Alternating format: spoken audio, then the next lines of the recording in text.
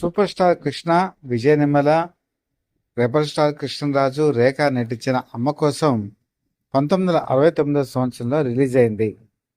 అంజలీదేవి తన కొడుకైనటువంటి చిన్నారావు ఈయన పేరు మీద చిన్ని ప్రొడక్షన్స్ స్థాపించి అనేక సినిమాలు తీశారు. అందులో 4వ సినిమానే ఈ సినిమా.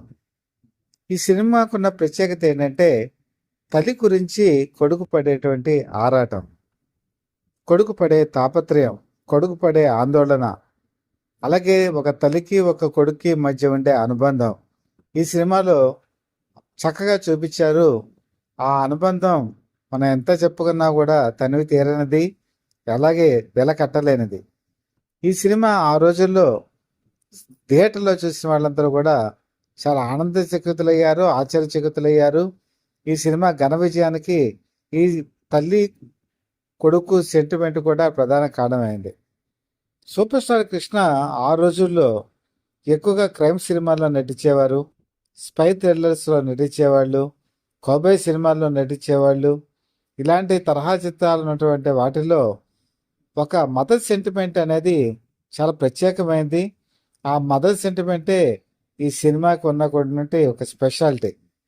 అలాగే సూపర్ స్టార్ కృష్ణ కెరీర్లో ఉన్న సినిమాలన్నిటిలో కూడా అమ్మ కోసం ఇప్పటికీ కూడా మనం ప్రత్యేకంగా చెప్పుకోవచ్చు.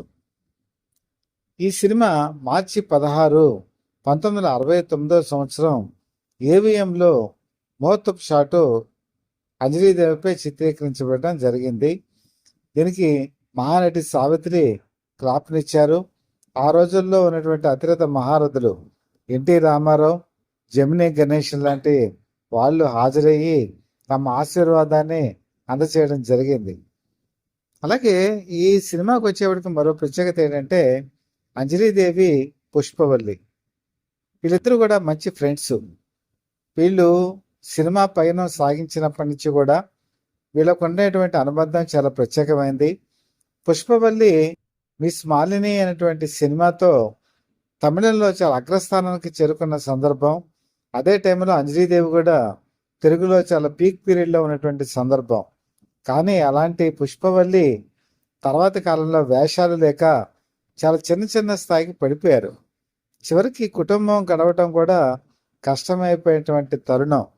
అటువంటి తరుణంలో ఆమె కూతురు రేఖ, యాక్చువల్గా అమ్మాయి పేరు రేఖ కాదు, భానురేఖ, సినిమా గురించి రేఖని చెప్పి మార్చడం జరిగింది. ఆ రేఖ అప్పటికి చాలా నల్లగా బొద్దుగా ఉండేది.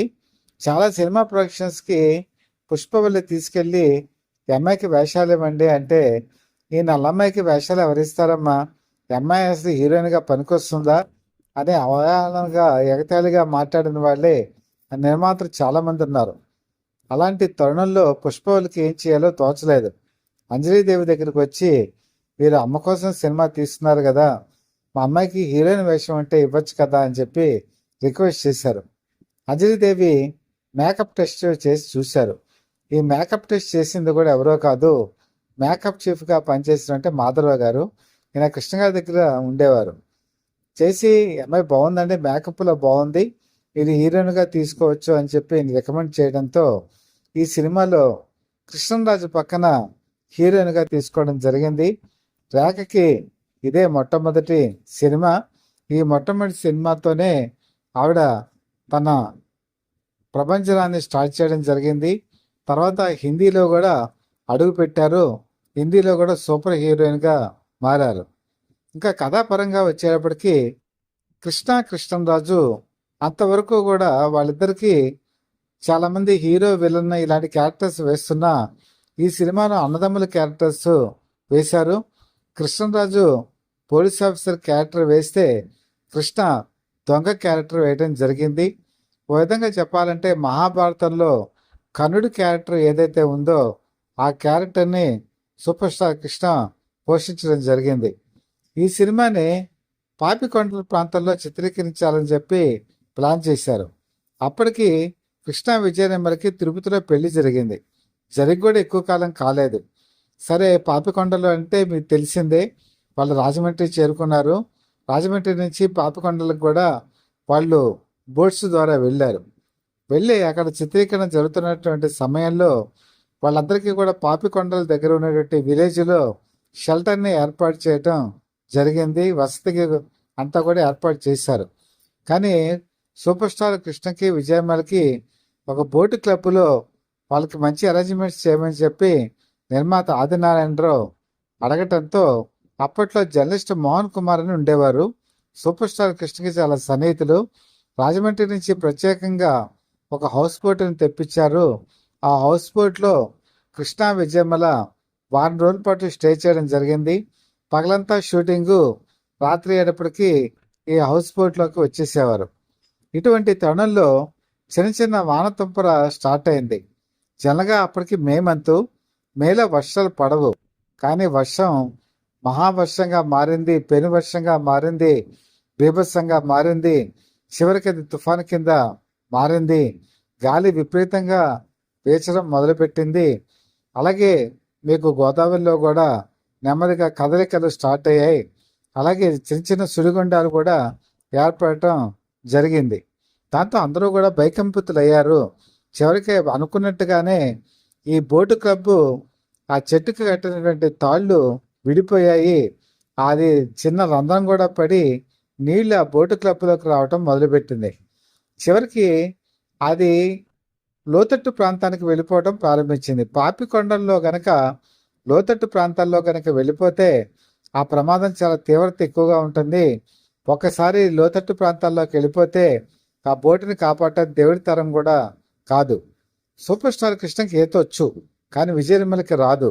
ఈయన ఈదుకుంటూ వచ్చినా కూడా విజయనిర్మల్ని కాపాడటం ఎలాగా? ఇదే ఆ రోజు $1 మిలియన్ ప్రశ్న. ఈ పరిస్థితిని గమనించినటువంటి ఆ రోజుల్లో ఉన్నటువంటి స్టంట్ మాస్టర్ రాఘవులు అప్పటికి ఈ సినిమా గురించి 4 గుర్రాలు రెడీగా ఉన్నాయి. 4 గుర్రాలకి కళ్ళాలు వేసి దానికి తాళ్ళు కట్టి దాన్ని తీసుకెళ్ళి ఈ బోటు క్లబ్కి హ్యాంగర్కి వాళ్ళు కదిలించడం జరిగింది.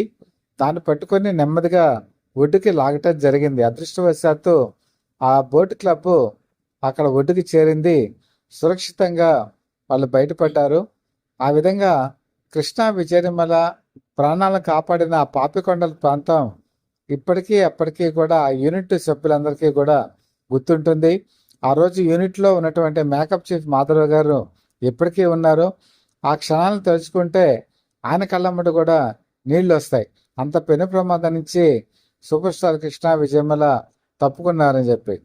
ఆ తర్వాత మా నాన్న నిర్దోషి సినిమా షూటింగ్ ఉందని చెప్పి వాళ్ళు అక్కడి నుంచి వెళ్ళిపోయారు. కానీ కృష్ణరాజు, రేఖ, అంజలీదేవి వీళ్ళందరూ కూడా ట్రైన్స్ లేవు, అలాగే ఫ్లైట్స్ లేవు, అక్కడే ఉండిపోయారు 15 రోజుల పాటు. చివరికి రాజమండ్రి ఉన్నటువంటి అక్కడ గెస్ట్ హౌస్ల్లోనూ తర్వాత లాడ్జెస్లోనూ ఉండి వాళ్ళు తర్వాత చెన్నై రావటం జరిగింది. ఈ సినిమా మంచి విజయవంతమైంది. పాటలు సూపర్ డూపర్ హిట్. గువ్వలా ఎగిరిపోవాలి అనేటువంటి పాట అయితే ఈ సినిమాకి హైలైట్గా చెప్పుకోవచ్చు. ముఖ్యంగా క్లైమాక్స్ సన్నివేశాల్లో కృష్ణ, అంజలీదేవి వీళ్ళిద్దరి మధ్య వచ్చే సన్నివేశాలు హృదయాన్ని కదిలించేట్టుగా ఉంటాయి. ఈ సినిమా విజయవంతం అయిన తర్వాత సూపర్ స్టార్ కృష్ణ మనసులో ఒకటే పెట్టుకున్నారు. తన కెరీర్ ప్రారంభ దశలో తనకి సినిమా అవకాశం ఇచ్చిన అంజలీదేవిని మర్చిపోలేదు, అలాగే ఆదినారాయణరావు గారిని మర్చిపోలేదు, అలాగే తన పెళ్లి జరిగినటువంటి కొత్తల్లో హౌస్ బోటు ఆ ప్రమాదం ఆ రక్షించిన తీరు కూడా మరి ఆ స్టంట్ మాస్టర్ రాఘవులను కూడా మర్చిపోలేదు. స్టంట్ మాస్టర్ రాఘవులకి తన సినిమాల్లో అనేక సినిమాల్లో ఆయన స్టంట్ మాస్టర్గా అవకాశాలు ఇవ్వటం జరిగింది. అలాగే ఈ సినిమాలో తనకి ప్రొడ్యూసర్ అయిన ఆదినారాయణరావు గారికి అగ్ని పరీక్ష అనేటువంటి సినిమా తీశారు super star Krishna Padmalaya banner మీద. ఆ సినిమాలో సంగీత దర్శకుడిగా అవకాశం ఇచ్చారు. అలాగే మోసగాళ్ళకి మోసగాడు ఆ సినిమాలో సంగీత దర్శకుడిగా అవకాశం ఇచ్చారు. అలాగే అల్లూరి సీతారామరాజు ఆ సినిమాలో సంగీత దర్శకుడిగా అవకాశం ఇచ్చారు. ఇంకా మరి అంజలీదేవి తన అమ్మ కింద ఆయన భావించారు. ఆయన తీసిన ప్రతి సినిమాలో కూడా అంజలీదేవి లేని సినిమా అంటూ ఉండేది కాదు. విజయనిర్మల కూడా అంజలీదేవి మీద ఒక మమకారం పెంచుకున్నారు. విజయనిర్మల తను డైరెక్ట్ చేసిన చాలా సినిమాలలో అంజలీదేవిని ఒక ప్రత్యేకమైన క్యారెక్టర్గా పెట్టుకొని ఆవిడ తీయడం జరిగింది. చాలా సినిమాల్లో సూపర్ స్టార్ కృష్ణకి అమ్మగా అంజలిదేవి నటించడం విశేషం. ఈ విధంగా కృష్ణ విజయమ్మల ఆ రోజు తమ ప్రాణాలు కాపాడిన రాఘవులుగానే మర్చిపోలేదు, తమకు అవకాశం ఇచ్చిన అంజలిదేవిని మర్చిపోలేదు. అలాగే రేఖ కూడా అంజలిదేవిని మర్చిపోలేదు. రేఖ తర్వాత కాలంలో హిందీలో మంచి హీరోయిన్ అయ్యి సూపర్ హీరోయిన్ అయిన తర్వాత కూడా చెన్నై వచ్చినప్పుడు అంజలిదేవి ఇంటికి వెళ్ళి ఆమె పాదాలకు నమస్కరించి ఆమెకు పట్టు చేరిచ్చి తన కృతజ్ఞతా భావాన్ని ఎప్పుడూ కూడా వెల్లడించేవాళ్ళు. అందుకేనండి ఎప్పుడు మీరు గుర్తుపెట్టుకోవాల్సిన విషయం ఏంటంటే, ఎవరికైనా మనం ఒక అవకాశం ఇస్తే కొంతమంది గుర్తుపెట్టుకోవచ్చు, కొంతమంది గుర్తు పెట్టుకోకపోవచ్చు. కానీ కొంతమంది గుర్తుపెట్టుకున్న వాళ్ళు మాత్రం జీవితాంతం మనల్ని గౌరవిస్తారు, మనల్ని ప్రేమిస్తారు, మన తోడు నీడగా ఉంటారు. అలాంటి వాళ్ళు మనకు ఒక్కళ్ళు కాదు, ఇద్దరు కాదు, ముగ్గురు దొరికారు. అలాంటి వ్యక్తులే మన అంజలీదేవికి కూడా దొరికారు. అలాంటి అదృష్టం ఎంతమందికి దొరుకుతుందో ఒకసారి మన అమ్మ కోసం సినిమా చూస్తే తెలుస్తుంది. ఇలాంటి సంఘటనలు కనుక మీరు వింటే మీ మనసు ఉత్తేజం కలుగుతుంది, ఒక పాజిటివ్ వైబ్రేషన్స్ మీకు వస్తాయనే ఈ విషయాలు గ్యాదరించి సేకరించి మీ ముందు ఉంచుతున్నాను. మీకు కనుక నచ్చినట్టయితే లైక్ చేయండి, బెల్ ఐకాన్ ప్రెస్ చేసి సబ్స్క్రైబ్ చేసుకోండి. మా ఛానల్ కనుక సబ్స్క్రైబ్ చేసుకున్నట్టయితే సూపర్ స్టార్ కృష్ణ గురించి అనేక విషయాలు మీకు అలర్ట్స్ రూపంలో తెలుస్తాయని చెప్పి మనస్ఫూర్తిగా నమ్ముతూ మీ మిత్రుడు శ్రేయోభిలాషి Satyavartha people live TV chief editor DVSS Krishnaprasad.